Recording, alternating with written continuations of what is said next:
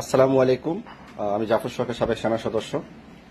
প্রত্যেকটা মানুষ স্বাভাবিকভাবে মারা যাবে, এটাই চিরাচরিত এই দুনিয়ার নিয়ম। কিন্তু কেউ যদি অনাকাঙ্ক্ষিতভাবে দুর্ঘটনায় কেউ মারা যায়, সকলের একটু কষ্ট হয়। আপনারা সকলেই জানেন, ভারতে আহমেদাবাদ, আপনার লন্ডনের উদ্দেশ্যে একটি এয়ার ইন্ডিয়া বোয়িং 786 একটি বিমান উড়ন্ত অবস্থায়, মানে সে উড্ডল অবস্থায় মাত্র 30 সেকেন্ডের মাথায় সেই বিমানটি ধ্বংস হয়ে যায়। যাত্রী ছিল 242 জন এবং সাথে প্রায় 80 জনের উপরে আমেরিকা এবং কানাডার নাগরিক সহ প্রায় 80 জনের উপরে বিদেশি নাগরিক ছিল, আর বাকি লোক ভারতীয় নাগরিক ছিল। কিন্তু একজন যাত্রী, এত বড় একটা দুর্ঘটনায় একজন যাত্রী বেঁচে গেছেন, বিপ্লব কুমার নামে একজন ব্যক্তি। তো এই অ্যাক্সিডেন্টটা আমাদের কাছ থেকে অনেক কিছুই শিক্ষার আছে, বিশেষ করে বাংলাদেশের সিভিল এভিয়েশন, যারা আমাদের বাংলাদেশের বিমান কর্তৃপক্ষ আছেন, তাদের উদ্দেশ্যে এই কথাগুলো বলা। তো আপনারা জানেন, ভারতের যে ইন্ডিয়াটা, যেটা ইউরোপে বিমান যায়, এগুলো কত উন্নত মানের বিমান। হ্যাঁ, বোয়িং আপনার 786 গ্রিন লাইনার, এই বিমানটা খুবই উন্নত মানের বিমান। কিন্তু আমাদের বাংলাদেশেও কিন্তু বিমান এয়ারলাইন্স বোয়িং 786 কিন্তু বিমান আছে।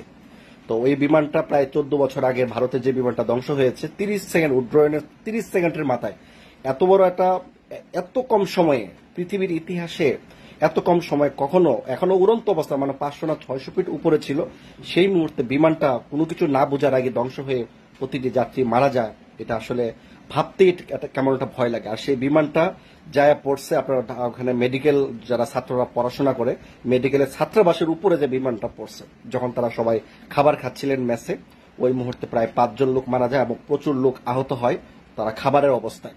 তো এটার জন্য আসলে আমরা খুব দুঃখ প্রকাশ করছি, কারণ খারাপ মৃত্যুগুলো আমরা কখনোই কামনা করি না। স্বাভাবিক মৃত্যুতে আল্লাহ পাক দিবেন, উপরওয়ালা দিবেন, এটাই স্বাভাবিক, মেনে নিতে হবে।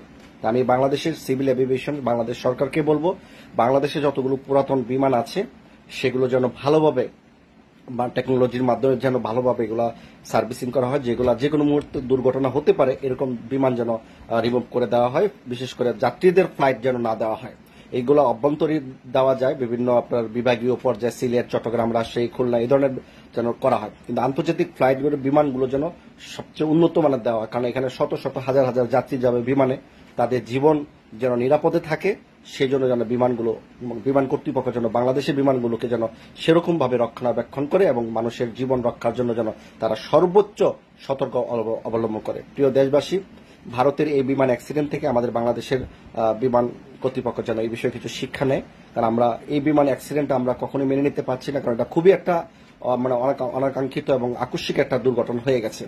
কারণ প্রতিটা পরিবার ধ্বংস হয়ে গেছে, তারা সবাই ইউরোপে, লন্ডনে যাচ্ছিলেন। তো এই পরিবারগুলো আসলে খুব কষ্টেই, আমরা সমবেদনা দেওয়ার মতো আমাদের ভাষা নেই। কিন্তু এরকম পুনরাবৃত্তি যেন আমাদের বাংলাদেশে কোনো বিমানে যেন ধরনের কোনো দুর্ঘটনা না হয়, সেই বিষয়ে বিমান কর্তৃপক্ষ এবং বাংলাদেশ সরকারের দৃষ্টি আকর্ষণ করছি। সবাই লাইভটা শেয়ার দেবেন। ধন্যবাদ সবাইকে।